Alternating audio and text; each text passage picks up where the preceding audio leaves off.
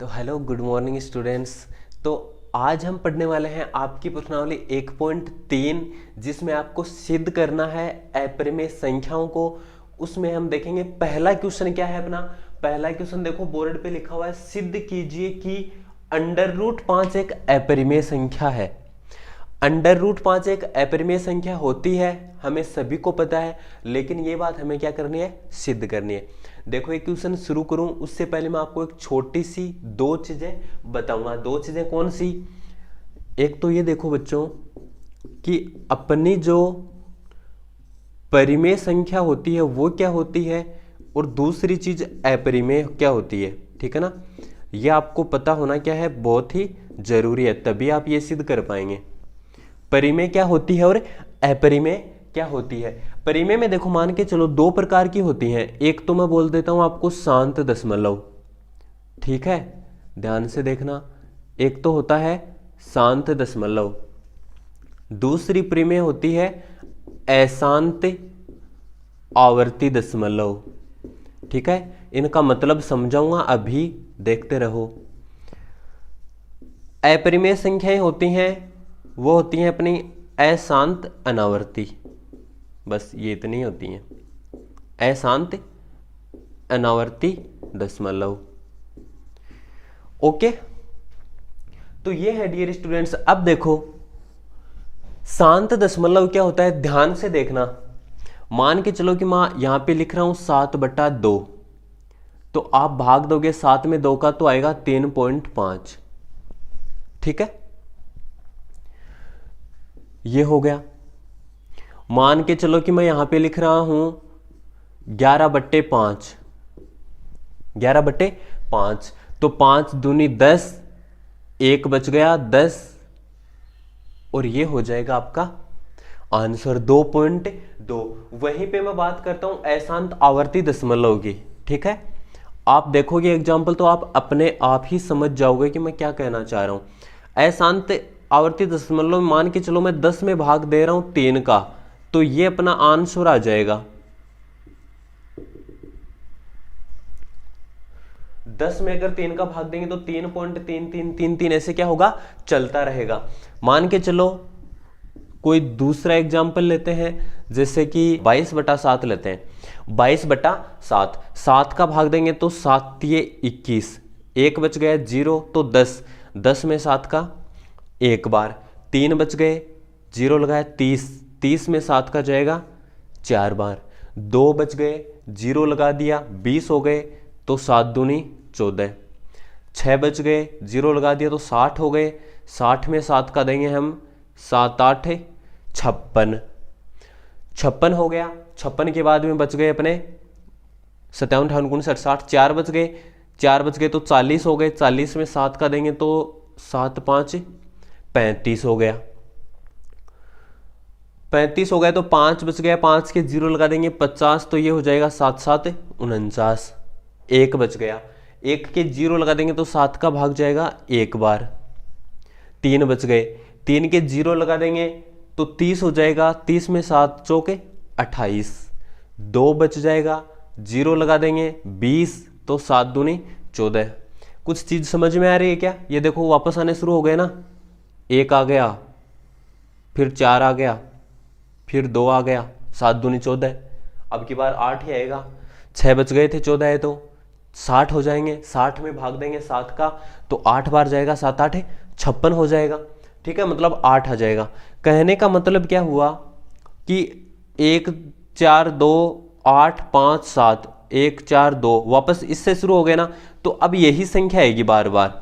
ठीक है, आप भाग देके और ये चेक करना अभी बैठे बैठे, भाई ये वाली संख्या रिपीट होगी अपनी, 1 4 2 8 5 7, 1 4 2 8 5 7 आएगा वापस। अब तो इसके ऊपर हम लगा देंगे बार, जैसे 10/3 को ऐसे भी तो लिख सकते हैं ना भाई, 3 बार बार आ रहा है तो 3 के ऊपर एक बार का निशान लगा देंगे। इस बार का मतलब होता है कि ये 3 ही आता रहेगा। अब यहाँ पे इतनों के ऊपर बार लगाए मतलब यही सारे क्या होंगे, भाई आते रहेंगे। ये हो गया अपना अशांत, समझ गए बच्चे लोग सारे। अशांत, अशांत का मतलब कि दशमलव के बाद में अंक आते ही रहेंगे, शांत नहीं होंगे। शांत नहीं होंगे, लेकिन उनकी आवर्ती होगी। आवर्ती मतलब है कि भाई कुछ अंक आने के बाद में वापस वही शुरू हो जाएंगे, जैसे कि ये आएंगे, इसके बाद वापस यही अंक, 3 3 के बाद में वापस 3 वापस 3 वापस 3 3 3 3 चलता रहेगा। मतलब आवर्ती होगी लेकिन अशांत रहेंगे। आवर्ती होगी लेकिन अशांत रहेंगे। अशांत मतलब कि चलते ही जाएंगे, शांत नहीं होंगे। और ये होता है शांत दशमलव, मतलब पॉइंट के बाद में 1 या 2 अंक तक भाग जाता है और फिर भाग रुक जाता है। तो ये हो गया बच्चा लोग। अब देखो आगे, अशांत अनावर्ती दशमलव, ये क्या होता है? ध्यान देना, हम बात करने वाले हैं यहाँ पे जैसे √2 हो गया, √3 हो गया, √5 हो गया या पाई हो गया, इन सब के बारे में हम बात करेंगे। बात करते हैं √2 के मान की। तो आप सभी को पता है √2 को हम ऐसे लिखते हैं, ठीक है। यही मान हम काम में लेते थे, 9th में आपने 1-2 बार काम में लिया होगा ये मान कि 1.414 होता है, ठीक है।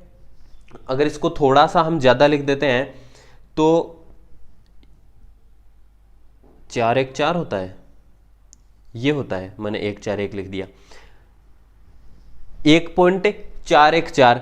तो ये हो जाएगा अपना 41 42 ऐसे कुछ इसका मान आता है, ठीक है, ठीक है। ऐसे से इसका कुछ मान आता है, ऐसे आता है शायद, ठीक है।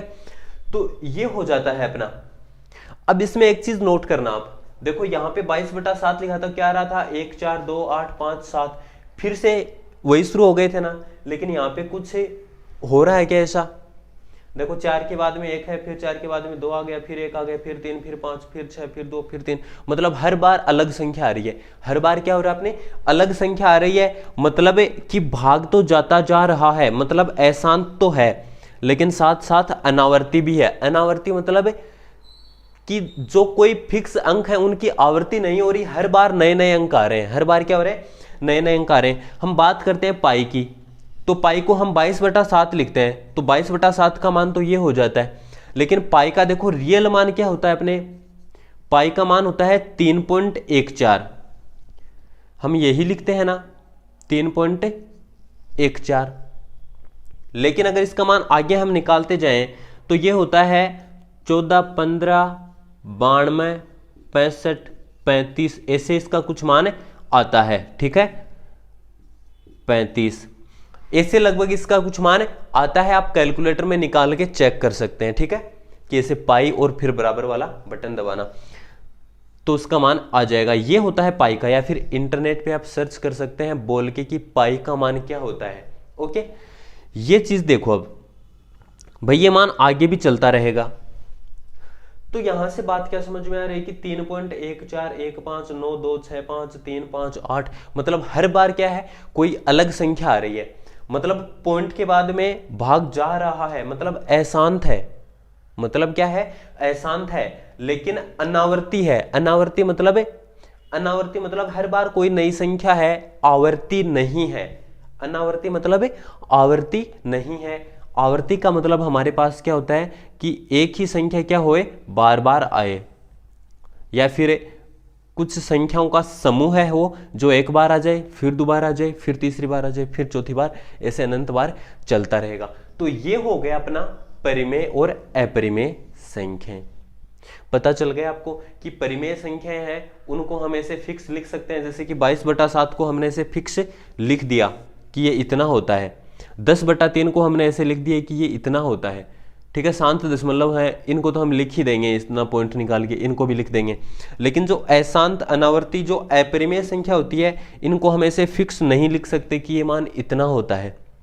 बताओ फिक्स लिख सकते हैं क्या इनमें से किसी को भी? क्योंकि भाग तो आगे तक जाता रहेगा, तो इनको हम नहीं लिख सकते। समझ में आ गई मेरी बात? तो ये होता है। एक चीज आपको यहां से और समझनी होगी कि ये जो पाई का मान देखो 3.14 आ रहा है, और 22/7 का मान भी देखो 3.14 आ रहा है, ठीक है ना।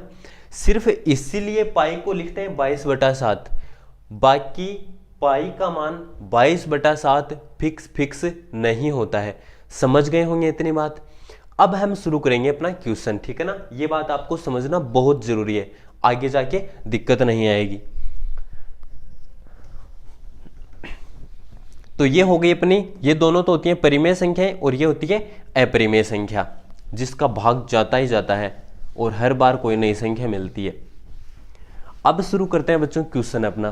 क्वेश्चन नंबर पहला क्वेश्चन देखो, पहला ही क्वेश्चन हमें क्या बोल रहा है कि सिद्ध कीजिए कि √5 एक अपरिमेय संख्या है। अब अपरिमेय का मतलब आपको पता चल गया है कि भाई कुछ आएगा पॉइंट के बाद में और फिर नई नई संख्याएं आती जाएंगी, वापस रिपीट कुछ नहीं होगा। तो हम सबसे पहले क्या करेंगे, लिखेंगे इसका सॉल्यूशन, और सबसे पहले हम करेंगे कि माना √5 एक परिमेय संख्या है, कि माना √5 एक परिमेय संख्या है। ये हो गई अपनी चीज। उसके बाद में देखो परिमेय संख्या मैंने आपको यहां पे बताई थी कि परिमेय एक तो शांत वाली होती है, एक अशांत और आवर्ती वाली होती है। अशांत आवर्ती वाली में मैंने ऐसे कुछ एग्जाम्पल लिखे थे, आपको याद होंगे, ठीक है। मतलब अगर कोई परिमेय संख्या होती है तो हम उसे क्या करते हैं, हम उसे लिखते हैं अतः √5 बराबर a/b, ठीक है, जहां b is not equal to 0 एवं a व b परस्पर सह अभाज्य हैं, ठीक है। इस लाइन का मतलब समझना एक बार कि √5 बराबर a/b, ठीक है। √5 बराबर a/b हो गया।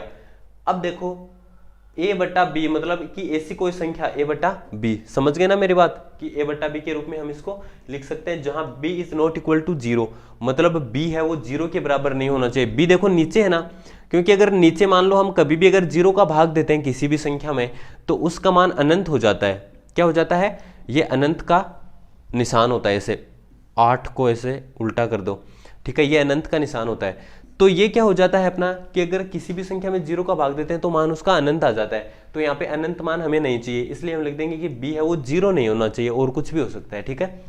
एवं a व b परस्पर सह अभाज्य है। सह अभाज्य का मतलब समझो, जैसे मान लो कि अगर मैं लिखता हूं 25/10, तो ये अपने सहभाज्य होते हैं। ये अपने क्या होते हैं, सहभाज्य होते हैं, क्योंकि इन दोनों में 5 का भाग जा रहा है। अब इसमें 5 का भाग दे दो तो इसमें 5 बार चला गया, 10 में भी 5 का भाग 2 बार चला गया, तो अब ये हो जाएंगे सहअभाज्य। अब ये क्या हो जाएंगे, सहअभाज्य हो जाएंगे। समझ गए मेरी बात कि अब इन दोनों में और आगे भाग नहीं जाएगा, और आगे नहीं जाएगा, मतलब दोनों एक दूसरे से अभाज्य रहेंगे, तो ये हो गए सहअभाज्य। इतनी सी चीज आपको क्या करनी है, इस लाइन से समझनी है कि सहअभाज्य का मतलब क्या होता है। जिन दोनों में अगर किसी संख्या का भाग जाता है तब तक भाज्य रहेंगे, जब भाग जाना बंद हो जाएगा तो सहअभाज्य हो जाएंगे। समझ गए मेरी बात, मतलब a में b का भाग नहीं जा रहा, a में b का भाग नहीं जा रहा, सीधा सीधा मतलब ये हुआ। अब देखो आगे, ये लिख दिया। इसके आगे हम क्या करेंगे कि ये अपनी क्या है, एक परिमेय संख्या है, हम इसका वर्ग कर देंगे। बोलो क्या कर देंगे, वर्ग कर देंगे। तो मैं यहां पे लिख रहा हूं कि वर्ग करने पर, वर्ग करने पर, तो 5 का वर्ग करो भाई, अंडर रूट में है, 5 का वर्ग 25 होता है, लेकिन अंडर रूट 25 का मान 5 हो जाएगा, और ये हो जाएगा अपना a² बट्टा b², a² b²। कहने का मतलब क्या हुआ स्टूडेंट्स यहां से कि अगर a² में हम b² का भाग देंगे तो 5 आएगा। भाई यही तो हो रहा है, यहां से a² के बट्टा में b² है, बराबर में 5 है, मतलब a² में अगर b² का भाग देंगे तो कितना आएगा, 5 आएगा। तो समझना मेरी बात ध्यान से, यहां पे हम क्या लिख देंगे, अतः a² b² से पूर्णतः भाज्य है। क्या है, पूर्णतः भाज्य है। तो a भी, थोड़ा बड़ा लिख देता हूं, a भी b से पूर्णतः भाज्य होगा। क्या होगा? पूर्णतः भाज्य होगा। आपको लिखना क्या है यहाँ पे, देखो ये लाइन तो आपको रटनी है, ठीक है ना। ये लाइन तो आपको पता है कि हमें अपरिमेय सिद्ध करना है तो हम परिमेय मान के चलेंगे, ठीक है। ये लाइन इसका मतलब मैंने आपको बता दिया। फिर हमें वर्ग करना है। वर्ग करने के बाद में लिख देना कि ए स्क्वायर में बी स्क्वायर का भाग जाता है, तो ए भी बी से क्या होगा? पूर्णतः भाज्य होगा। कैसे होगा? देखो जैसे मान लो कि अगर 10 का स्क्वायर है और बट्टा में है 5 का स्क्वायर, मतलब 100 बट्टा 25 है, तो 100 में 25 का भाग जाता है ना, मतलब ए स्क्वायर में बी स्क्वायर का भाग जाता है। कितनी बार जाता है? 4 बार जाता है। तो होगा क्या यहाँ पे? इसका मतलब ए में भी बी का भाग जाएगा। भाई ये ए स्क्वायर है तो ये ए हो जाएगा 10, ये अगर बी स्क्वायर है तो ये बी हो जाएगा, तो इसमें भी इसका भाग क्या होगा? अपना जाएगा। यही बात यहाँ से समझनी है आपको कि अगर ए स्क्वायर बी स्क्वायर से पूर्णतः भाज्य होता है ना, ये ए स्क्वायर बी स्क्वायर से पूर्णतः भाज्य होता है, तो ए में भी बी का भाग जाता है, मतलब ए भी बी से क्या होता है? भाज्य होता है। समझ गए मेरी बात? आगे देखो, इससे आगे चलो, इतना हो गया। अब हम क्या करेंगे कि एक तो ये लाइन पढ़ो और एक ये लाइन पढ़ो। ये लाइन बोल रही है कि ए व बी परस्पर सह-अभाज्य है, और ये लाइन बोल रही है कि ए भी बी से पूर्णतः भाज्य है, ठीक है। मैंने अभी अभी आपको बताया था कि सह-अभाज्य का मतलब ये होता है, जैसे कि हमारे पास आया था कि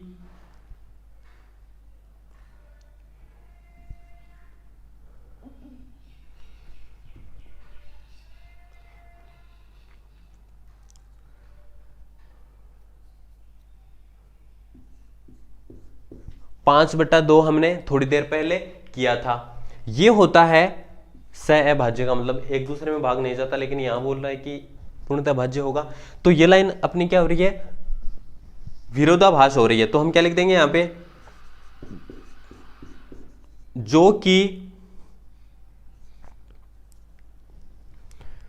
कि विरोधाभास है, जो कि विरोधाभास है, अतः हमारी कल्पना सही नहीं है।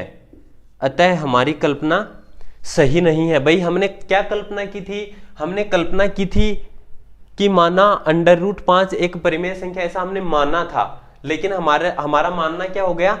गलत हो गया, क्योंकि हमारी कल्पना क्या है? वो सही नहीं है, हमारा मानना गलत है। ऐसे भी लिख सकते हैं ये लाइन कि अतः हमारा मानना गलत है। तो हमने माना था कि √5 एक परिमेय संख्या है, अगर ये गलत है तो क्या हो जाएगा? तो √5 एक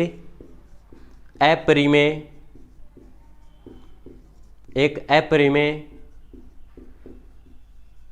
संख्या होगी, ठीक है। तो ये हो गया डियर स्टूडेंट्स अपना क्वेश्चन। देखो एक चीज आप ध्यान से समझना, अगर आप YouTube पे सर्च करोगे कि कक्षा 10 प्रश्नावली 1.3, ठीक है, तो आपको वहां पे हजारों वीडियो मिल जाएंगे, ठीक है। ये मैं गारंटी ले रहा हूं, आपको हजारों वीडियो मिल जाएंगे। और कई वीडियो तो ऐसे हैं जो 2 मिनट या 1 ही मिनट के होंगे, ठीक है ना। 1 मिनट में पूरा क्वेश्चन करवा देंगे वो, लेकिन उसमें आपको ना तो ये समझ में आएगा कि सह-अभाज्य होता क्या है, ना आपको ये पता होगा कि अपरिमेय संख्या क्या होती है, परिमेय क्या होती है, क्यों पाई को 22/7 लिख देते हैं, लेकिन फिर भी पाई का मान 22/7 सही नहीं होता। तो ये सारी चीजें आपके कभी नहीं समझ में आएंगी। फिर आप जब भी कोई कंपटीशन एग्जाम की तैयारी करोगे, रेलवे में जाओगे, SSC की तैयारी करोगे, बैंक की तैयारी करोगे, तो आपको लगेगा कि गणित तो बहुत हार्ड है, गणित आपकी समझ में नहीं आ रही। फिर आप कोचिंग करोगे तो वही लोग जो आपको 2-2 मिनट में क्वेश्चन करवा के चले गए वही आपको कोचिंग करवा देंगे, ठीक है, कोचिंग के पैसे ले लेंगे।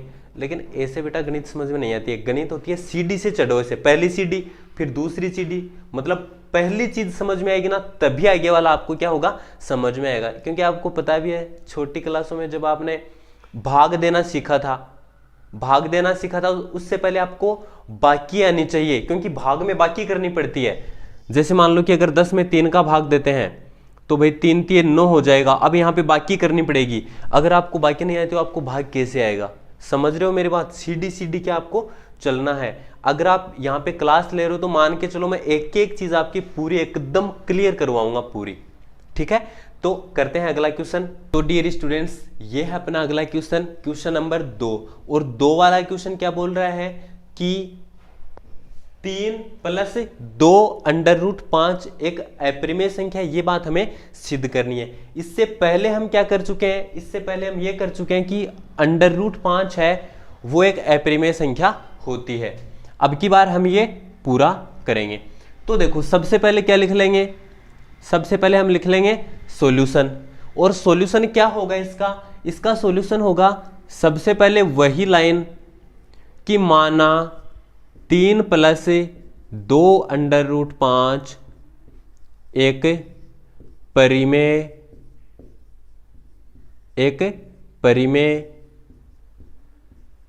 संख्या है, ठीक है। कि माना 3 + 2 √5 एक परिमेय संख्या है। अब देखिए अगर ये है तो क्या होगा? तो हम लिख देंगे अतः 3 + 2 √5 है वो बराबर होना चाहिए a/b के। बराबर किसके होना चाहिए? a/b के होना चाहिए। जहां b is not equal to 0 and a व b परस्पर सह अभाज्य है। ए व बी क्या है? परस्पर सह अभाज्य है। ये हो गई अपनी दूसरी लाइन जो भी सेम है, पिछले क्वेश्चन में भी ये लिखी थी। अब हम पिछले क्वेश्चन में क्या किया था? यहां पे इसका वर्ग किया था कि वर्ग करने पर, लेकिन अगर ये इतना है तो इसमें हम वर्ग नहीं करेंगे। इसमें देखो क्या करना है, तो ध्यान देना। हम क्या कर देंगे कि ये जो 3 है इस 3 को इधर ले आएंगे। तो यहां तो कितना बच गया? 2 √5 और ये हो गया अपना a/b। और ये जो 3 है इसको उठा के और यहां पे रख दो तो ये हो जाएगा -3, ठीक है। ये क्या हो जाएगा? -3 हो जाएगा। अब एक चीज देखना है यहां से, इस 3 को मैं 3/1 भी तो लिख सकता हूं ना लघुत्तम लेने के लिए। लघुत्तम लेना आता है सभी को कि भाई इनका लघुत्तम हो जाएगा b और 1 का 1 हो जाएगा। 1 को 1 से गुणा करेंगे तो a, b को 3 से गुणा करेंगे तो 3b बट्टा, थोड़ा ऊपर लिख देता हूं, 3b और बट्टा में क्या हो जाएगा? b हो जाएगा, ठीक है। लघुत्तम लेना आता है सभी को। चलो यहां पे लेके बता देता हूं। देखो हमारे पास यही था ना, इसको हमने लिख दिया, 3 को लिख दिया 3/1। अब हम क्या करेंगे? 1 को 1 से गुणा करो a, -3 को b से गुणा करो 3b और बट्टा b को 1 से गुणा करेंगे तो b। यही चीज लिखी है मैंने यहाँ पे। समझ आ रहा है मेरी बात? ठीक है, माइनस को थोड़ा ऊपर लिख देंगे तो a - 3b बट्टा b, ये हो गया अपना लघुत्तम। अब एक चीज और देखना, हमें इस साइड में, मतलब ये कौन सी साइड होती है अपनी? LHS होती है, लेफ्ट साइड होती है। तो हमें लेफ्ट साइड में सिर्फ अंडर वाली संख्या रखनी है। तो भाई सिर्फ अंडर वाली रख लेंगे। इसके गुणा में कितना है? 2 है। इसके गुणा में 2 है, 2 को इधर ले आओ। 2 इधर गुणा में है, 2 को इधर लेके आएंगे तो भाग में आ जाएगा। 2 अगर 20 से गुणा होगा तो कितना आएगा? आंसर है 2b आएगा। अरे समझ आ रहा है पूरा? √5 को यहां पे रख लिया, 2 को हम इधर ले आए तो ये हो गया, बट्टा में आ गया 2b, ठीक है। बट्टा में आ गया 2b। अब एक चीज यहां से देखना, एक चीज क्या देखोगे? एक चीज यहां से ये देखना कि चूंकि, ठीक है, चूंकि a व b पूर्णांक है, चूंकि a व b पूर्णांक है, अतः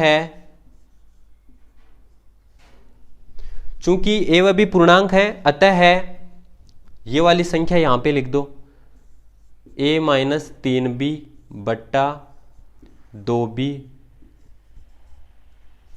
एक परिमेय संख्या होगी, एक परिमेय संख्या होगी, एक परिमेय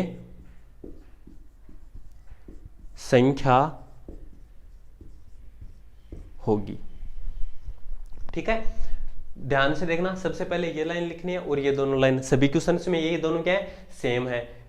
अगर ऐसा बड़ा क्वेश्चन हो तो हम क्या करेंगे कि पहले तो जो प्लस वाली संख्या है उसको आगे ले जाएंगे, लघुत्तम ले लेंगे, फिर जो √5 के जो गुणा में है उसको इधर भाग में लिख देंगे। अब एक चीज ध्यान से रखना कि ये जो अपनी संख्या है ये पूरी, ये एक परिमेय संख्या होगी। परिमेय क्यों होगी? क्योंकि ए व बी क्या है, पूर्णांक है, पूर्णांक होते हैं तो एक परिमेय संख्या होती है। भाई अगर ये परिमेय संख्या है तो परिमेय संख्या के बराबर में भी परिमेय संख्या ही होनी चाहिए या नहीं होनी चाहिए। तो इसका मतलब √5 भी क्या होना चाहिए, एक परिमेय होना चाहिए। लेकिन हमें पता है कि √5 क्या होता है, अपरिमेय होता है। कैसे पता है? पिछले क्वेश्चन में ही किया था, समझ रहे हो? तो यहां से तो ये आ रहा है कि ये परिमेय है तो ये भी परिमेय है, लेकिन हमें पता है कि ये परिमेय नहीं है, मतलब हमारा मानना गलत हो गया फिर से। तो हम क्या लिख देंगे, जो कि हमारी कल्पना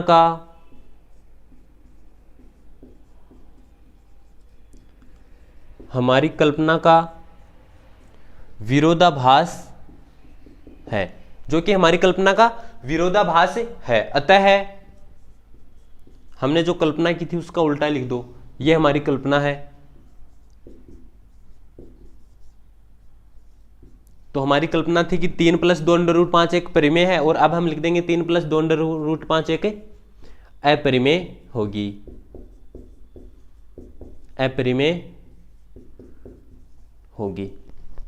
अतः 3 + 2 √5 एक अपरिमेय होगी। बस इतना सा अपना क्या है, ये क्वेश्चन है।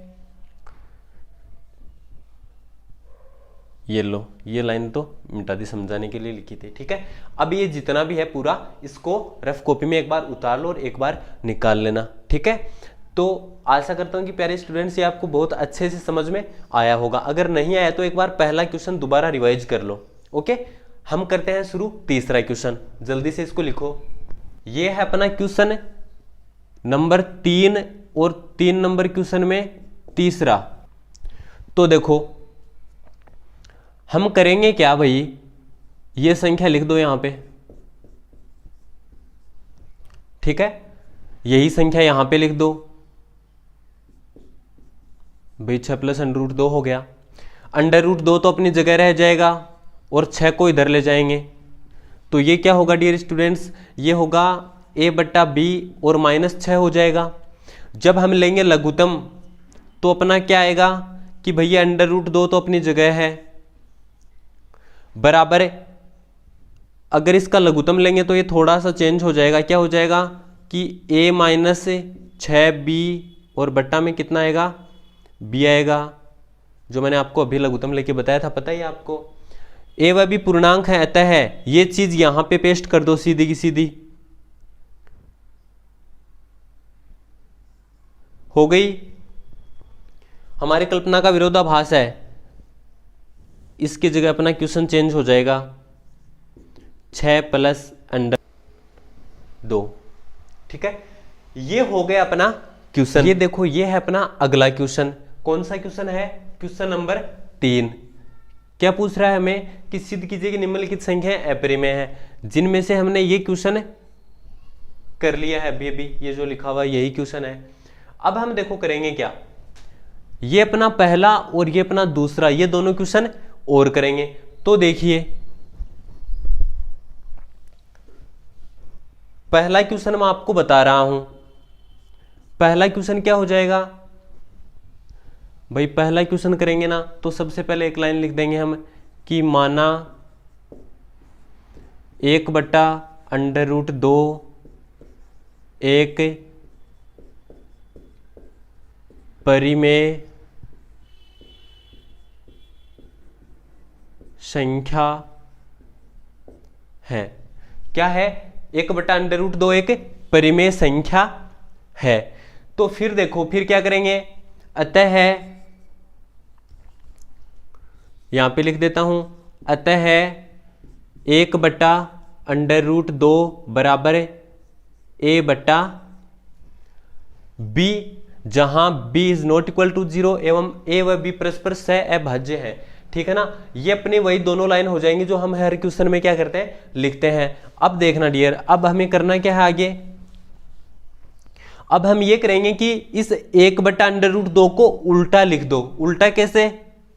इसको √2/1 कर दो। ठीक है, /1 बराबर ये भी उल्टा हो जाएगा b/a। समझ गए मेरी बात? बट्टा में 1 लिखने की कोई जरूरत है नहीं, कि √2 बराबर b/a। समझ में आ गई मेरी बात? इसका मतलब क्या हुआ, अब हम कर देंगे इसका वर्ग। बोलो, अब क्या कर देंगे, वर्ग, जैसे पहला क्वेश्चन किया था, याद है ना आपको? तो वर्ग कैसे करेंगे कि भाई √2 का वर्ग तो हो जाएगा 2, b का वर्ग हो जाएगा b², और a का वर्ग हो जाएगा a²। अतः b² a² से पूर्णतः भाज्य है, तो b भी a से पूर्णतः भाज्य होगा। पूर्णतः भाज्य होगा। तो देखना डियर, ये क्या हो गया अपना, भाई ये दोनों लाइन तो फिक्स है सभी में। जैसे पहले क्वेश्चन किया था वैसे देखो, √2 बट्टा में है ना, तो इसको ऊपर ले आएंगे। ऊपर लाने के लिए क्या करना पड़ेगा, इसको उल्टा करेंगे, तो इसको भी क्या कर देंगे, उल्टा कर देंगे। अगर ऐसी हमारे पास कोई संख्या होती है ना, तब तो हम वर्ग करते हैं। अगर ऐसी नहीं होती है, जैसे मान लो कि अगर ऐसा होता है ना, तो इस 3 को इधर लेके जाके और वैसे करते हैं, वर्ग कर दिया, इसका वर्ग ये हो गया। तो ये लाइन फिक्स कर लो, अतः b² a² से पूर्णतः भाज्य है, तो b भी a से पूर्णतः भाज्य होगा।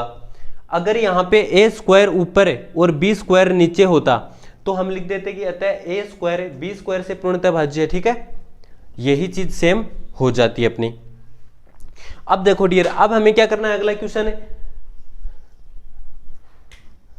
एक लाइन और लिख देते हैं नीचे कि अतः है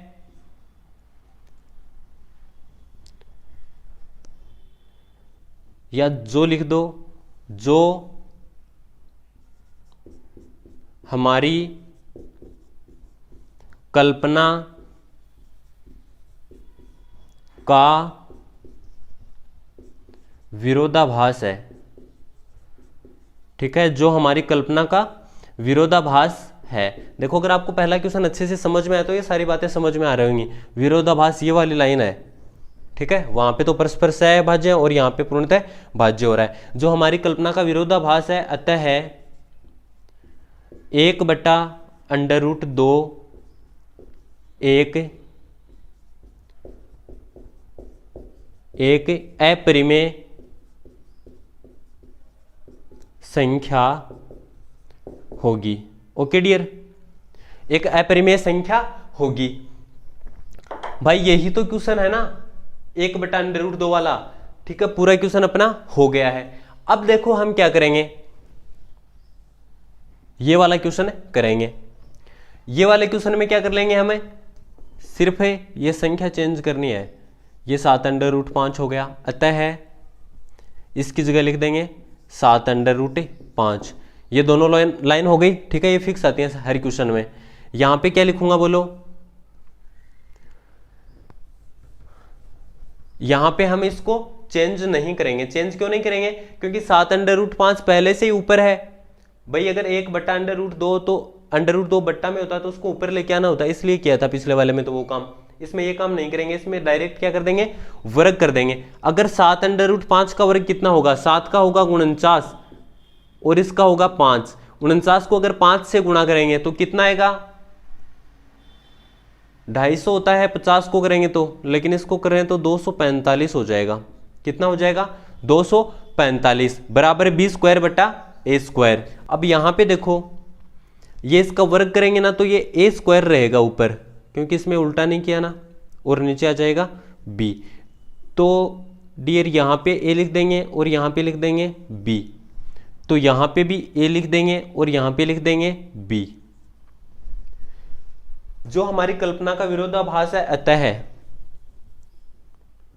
7√5 एक अपरिमेय संख्या होगी।